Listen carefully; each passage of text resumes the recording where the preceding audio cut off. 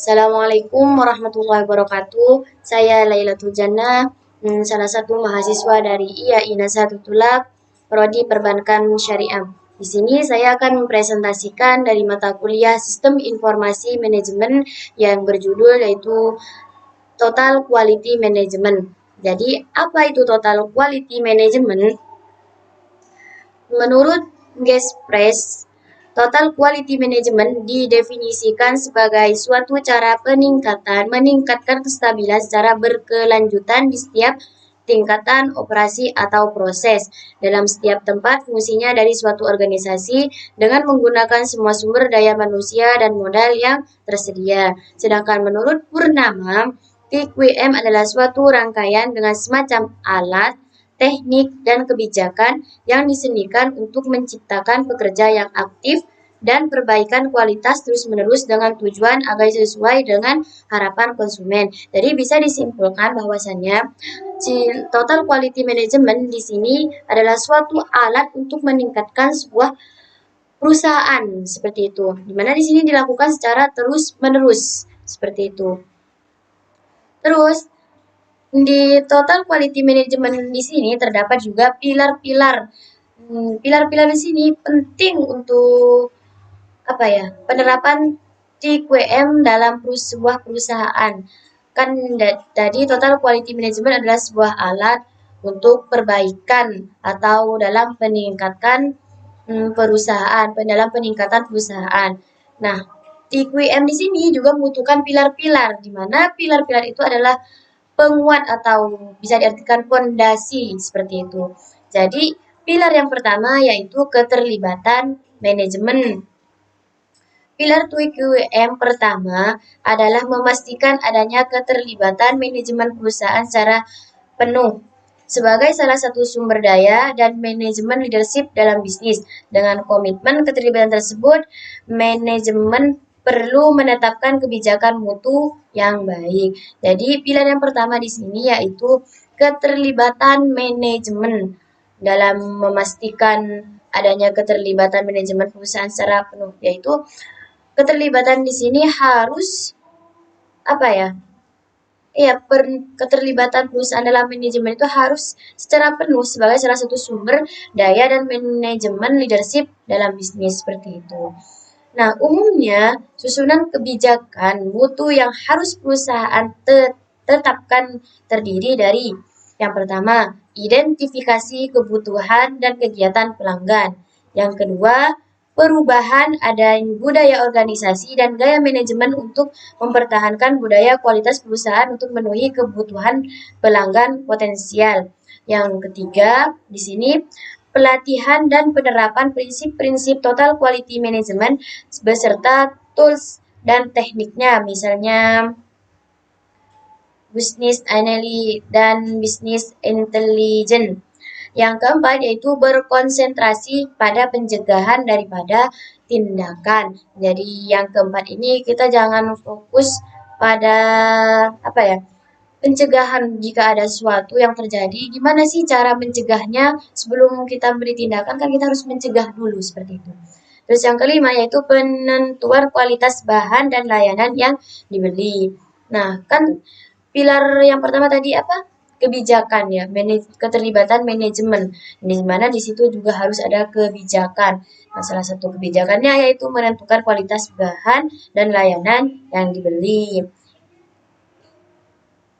Dan kebijakan tersebut harus diketahui dan dipahami oleh semua stakeholder dan karyawan perusahaan.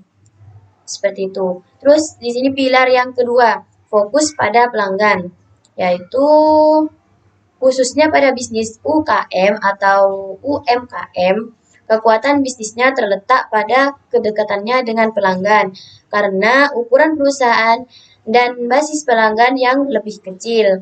Pilar total quality management dengan berfokus pada pelanggan mungkin tidak menjadi masalah besar jika UKM menyadari pentingnya dan secara aktif berpartisipasi dalam mencari kepuasan, kebutuhan, dan harapan pelanggan. Misalnya dengan rutin mengadakan survei, terus analisis kompetitor, dan menganalisis feedback pelanggan. Jadi yang kedua ini fokus pada pelanggan. Kita harus tahu apa yang diharapkan oleh pelanggan seperti itu. Kayak dalam pelayanan seperti contoh. Terus yang ketiga yaitu biaya untuk kualitas perusahaan. Nah, pemantauan biaya kualitas merupakan indikator kinerja bisnis yang juga sangat penting sebagai pilar total quality management. Jadi biaya untuk kualitas perusahaan di sini termasuk pilar yang penting dalam total quality management seperti itu. Hal ini juga akan membantu perusahaan melacak sekaligus menghindari adanya biaya-biaya yang dikeluarkan secara berlebihan dalam produksi barang atau layanan berkualitas buruk. Jadi dalam pilar yang ketiga ini membantu agar kita tuh bisa mengetahui pengeluaran dan cara memanage pengeluaran dengan baik agar dan juga sesuai dengan kualitas yang masuk ke kita dengan biaya yang keluar seperti itu. Jadi nggak berlebihan dan sesuai seperti itu. Terus yang keempat, pilar yang keempat yaitu sistem mutu bisnis. Jadi pada dasarnya setiap perusahaan dapat mengembangkan sistem kualitas atau mutu bisnisnya sendiri untuk memastikan bahwa prinsip, prosedur, dan proses bisnis sesuai dengan memadai untuk visi, misi, hingga operasi bisnisnya. Bisa dalam bentuk bisnis case, bisnis model canvas, terus dan jenis lainnya. Dokumen-dokumen tersebut diperlukan karena mobilitas pekerja dan untuk memastikan bahwa prosedur dan praktik selalu ditingkatkan dan diperbarui. Jadi sistem mutu bisnis ini ya agar setiap perusahaan dapat mengembangkan sistem kualitas atau mutu bisnisnya seperti itu dengan berbagai macam bentuk dengan seperti tadi bisnis case, bisnis model canvas, dan lain-lain. Berbeda dengan pembagian kerja dalam manajemen ilmiah, TQM membutuhkan integrasi tugas dan pekerjaan ke dalam tahap atau proses yang berbeda yang dilakukan oleh pekerja individu atau oleh tim ketika proses kompleks gitu. Sekarang pilar yang kelima yaitu peningkatan yang berkelanjutan. Jadi total quality management ini pilar yang terakhir ya, adalah upaya analisis keunggulan dan kepuasan pelanggan. Di sini kepuasan pelanggan, analisis untuk kepuasan pelanggan di sini sangat penting, termasukkan dalam pilar-pilar total quality management secara itu. Jadi tolak ukur ini berkembang menjadi standar yang semakin tinggi dan harapan yang lebih besar dalam mempertahankan posisi brand di pasar. Dengan kata lain, setiap perusahaan yang ingin memimpin pangsa pasar harus secara aktif terlibat dalam TQM untuk meningkatkan pertumbuhan dan produktivitas bisnis di posisi pasar yang terbaik.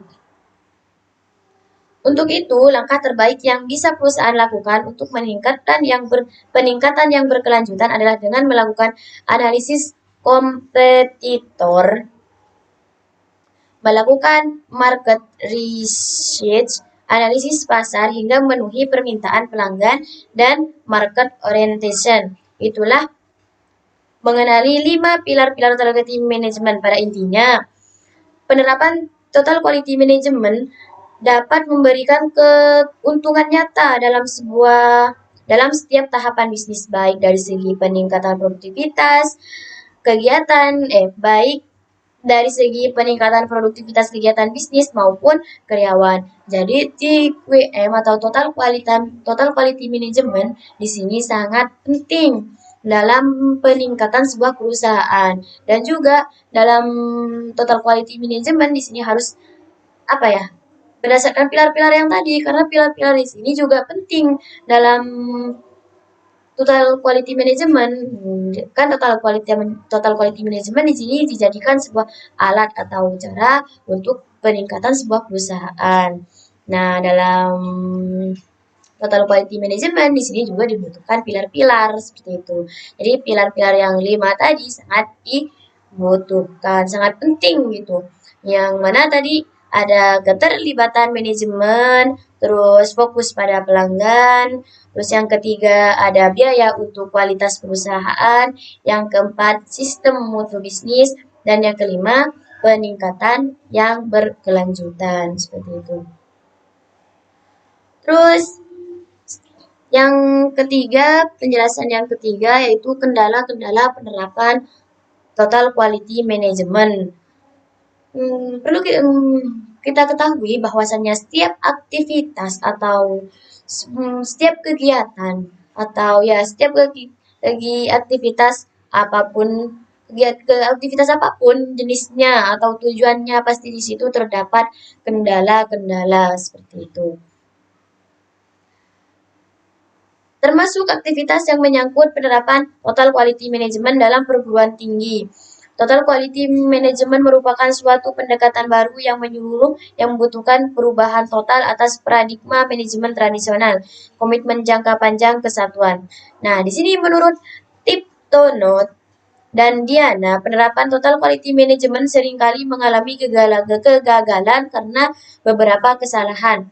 Nah, ini yang perlu kita perhatikan. Salah satunya yaitu delegasi dan pemimpinan yang tidak baik dari manajer senior. Nah, ini harus kita perhatikan bahwasannya kita harus mencari delegasi dan kepemimpinan yang baik dari manajer senior, bukan yang tidak baik ya. Terus yang kedua, pembentukan tim yang tidak terarah dengan baik. Ini juga harus kita perhatikan agar apa ya? Ini kan kendala-kendala dalam penerapan total quality management seperti itu. Terus yang ketiga yaitu tidak adanya perencanaan yang terpadu dalam pengembangan kualitas. Bukan mengalir gitu aja, nggak ada perencanaan ke depannya seperti apa gitu. Ini juga harus kita perhatikan. Terus yang keempat yaitu pendekatan yang digunakan terbatas dan dogmatis. Yang kelima, harapan yang terlalu berlebihan dan tidak realistis. Jadi kita bisa menaruh harapan, cuman jangan terlalu berlebihan dan harus realistis gitu. Ini juga harus diperhatikan. Yang keenam, pemberdayaan yang bersifat prematur. Jadi kendala-kendala tadi harus kita perhatikan agar dalam penerapan total quality management di sini bisa atau dapat berjalan dengan lancar atau sesuai dengan yang diharapkan dalam peningkatan sebuah perusahaan seperti itu. Terus yang di sini juga ada pendekatan kualitas perusahaan jasa. Jadi perkembangan jasa berawal dari tukar-menukar barang secara sederhana tanpa menggunakan alat tukar berupa uang ataupun logam mulia. Jadi perkembangan jasa itu dulu sebelum ada alat tukar yang sekarang berupa uang, dulu hanya menggunakan jasa seperti itu. Dengan berkembangnya ilmu pengetahuan, maka semakin dibutuhkannya suatu alat tukar yang berlaku umum dan untuk itulah diciptakan uang. Di samping itu, manusia juga memerlukan jasa yang mengurus hal-hal tertentu sehingga jasa menjadi bagian utama dalam pemasaran. Jadi dalam pemasaran di situ juga membutuhkan jasa. Di sini kan saya menjelaskan pendekatan kualitas perusahaan jasa seperti itu. Dan menurut Supranto, jasa atau pelayanan merupakan suatu kinerja penampilan, tidak berwujud dan cepat hilang, lebih dapat dirasakan daripada dimiliki, serta pelanggan lebih dapat berpartisipasi aktif dalam proses mengkonsumsi jasa tersebut. Jadi jasa di sini sangat penting gitu dalam pelayanan karena dengan adanya jasa itu lebih cepat dirasakan daripada dimiliki seperti itu. Dalam era globalisasi, pasar bisnis menuntut setiap perusahaan untuk selalu berusaha meningkatkan kualitas produknya. Hal ini juga berlaku bagi perusahaan jasa sekalipun, terutama dalam hal peningkatan kualitas pelayanan. Kualitas pelayanan jasa merupakan faktor terpenting bagi perusahaan yang bersangkutan agar perusahaan dapat terus berdiri dan berkembang. Cara-cara yang dapat ditempuh dalam meningkatkan kualitas jasa pelanggan dengan adanya umpan balik dari pelanggan. Pihak perusahaan dapat memperbaiki kualitas jasanya, dan berdasarkan pengetahuan tentang karakteristik pelanggan, maka dapat dikembangkan kualitas pelayanan yang lebih baik dan dapat meningkatkan kepuasan pelanggan. Seperti itu. Kan di sini juga pelayanan jasa merupakan faktor terpenting bagi perusahaan yang bersangkutan agar perusahaan dapat terus berdiri dan berkembang. Cara meningkatkan kualitas jasa adalah dengan berusaha untuk mengetahui dan memahami keinginan pelanggan. Dan sudah saya katakan bahwasanya pelanggan di sini harus diperhatikan dalam berjalannya bisnis dengan baik itu kita harus memperhatikan pelanggan seperti itu. Terus di sini penjelasan yang terakhir yaitu upaya-upaya perbaikan layanan dalam perusahaan. Jadi apa sih upaya-upaya yang harus kita lakukan dalam perbaikan layanan dalam perusahaan? Yang pertama, di sini lakukan pelatihan pada karyawan. Ini adalah cara meningkatkan kualitas layanan usaha yang pertama. Sebelum Anda memulai usaha dan menempatkan karyawan, pastikan mereka paham dengan tugas dan kewajiban mereka. Berikan pelatihan dan pemahaman mengenai SOP, standar operasional prosedur usaha Anda. Ketika karyawan yang berhubungan langsung dengan pelanggan memiliki kinerja baik, ini juga akan menjadi permulaan dalam meningkatkan kualitas layanan. Jadi sebelum kita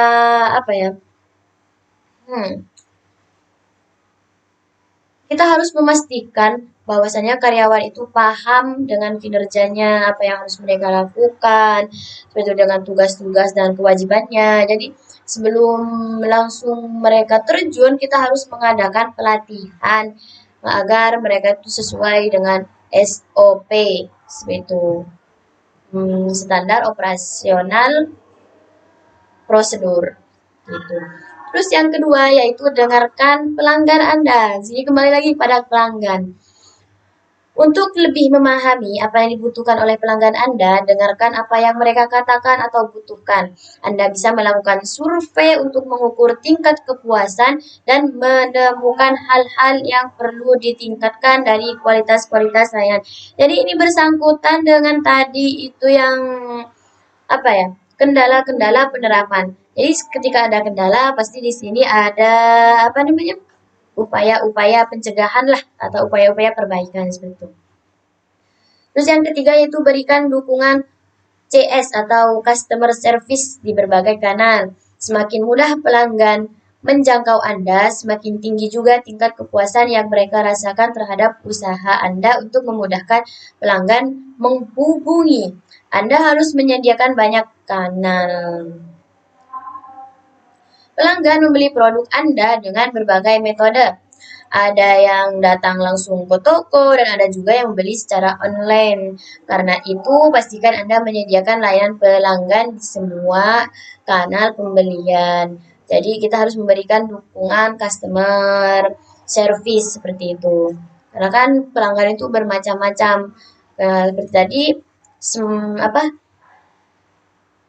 kayak yang tadi ada yang langsung datang ke toko, terus ada yang membeli secara online. Maka dari situ kita harus menyediakan dari setiap kanal seperti itu. Terus yang keempat yaitu lakukan evaluasi dan perbaikan secara berkala. Kesalahan dalam perusahaan adalah hal yang lumrah terjadi. Namun tidak semua pengelola usaha tahu bagaimana cara menyikapinya. Hal yang perlu diingat adalah sebesar apapun usaha Anda, jangan pernah ragu untuk mengakui kesalahan dan berusaha memperbaikinya di masa depan. Jadi kita jangan menutupi kesalahan kita. Jika itu emang salah, maka kita harus mengakuinya dan memperbaikinya di masa depan seperti itu. Kan di sini melakukan evaluasi dan perbaikan secara berkala. Jika ada kejadian yang membuat pelanggan merasa dirugikan, memberikan solusi segera Di sini memberikan solusi sesegera mungkin adalah cara meningkatkan kualitas layanan usaha dengan tepat. Contoh ada komplain dari pelanggan, maka komplain tentang ini. Solusi apa sih? Itu kita harus gercep dalam mencari solusi seperti itu. Terus yang kelima yaitu menjaga kesopanan dan kesabaran. Saat menjalankan usaha, Anda dan karyawan pasti dihadapkan pada berbagai macam pelanggan. Ada kondisi tertentu yang mungkin menguji kesabaran, tapi jangan sampai kita itu terbawa situasi yang membuat kita kehilangan kesabaran. Jadi kita harus bisa mengontrol emosi kita gitu. Jangan sampai kita kebawa dengan situasi tersebut. Ketika kita menyikapi hal semacam ini dengan sikap positif, Anda tidak hanya menghindari masalah yang semakin pelik, tapi juga bisa memberikan bukti bahwa pelayanan Anda berkualitas. Seperti itu. Yang keenam di sini belajar dari kompetitor. Kompetitor atau pesaing bukanlah musuh yang harus dihindari. Jadi kompetitor itu bukan musuh ya. Bahkan kita harus belajar gimana sih gitu. Kayak contoh dari toko sebelah. Kita harus bukan musuh, kita harus apa sih itu. Jadi kita nggak mau tahu tentang toko mereka. Nah, kan kita harus belajar dari toko-toko yang lain. Gimana sih cara mereka menyikapi pelanggan. Terus ya dalam semua hal lah kita pelajari itu. Agar dalam perusahaan kita itu menjadi lebih baik. Terus yang ketujuh yaitu berikan layanan sesuai kebutuhan pelanggan. Kembali ke pelanggan lagi. Jadi dalam bisnis, menjalankan bisnis, kita itu apa ya? Pelanggan itu sangat perlu diperhatikan. Bayangkan di sini ada contoh. Bayangkan betapa membosankannya menunggu antrian karena Anda tidak punya cukup tenaga kasir. Atau bagaimana kesannya harus menunggu lama karena karyawan ada kurang sigap. Terus semua ini bisa terjadi karena berbagai alasan. Salah satunya adalah dukungan sistem pembayaran yang kurang mumpuni, yang kurang memfasilitasi. Solusi yang bisa Anda tawarkan adalah dengan menyediakan berbagai opsi pembayaran non tunai seperti dompet digital GoPay atau mungkin dengan melakukan pembayaran kartu kredit seperti itu.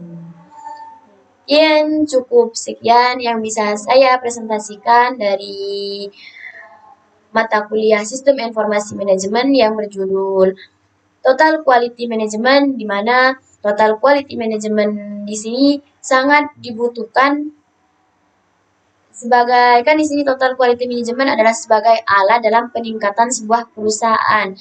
Dan di mana juga dalam Total Quality Management terdapat pilar-pilar yang perlu kita perhatikan dan kendala-kendala, terus upaya-upaya dalam peningkatan pelayanan seperti itu.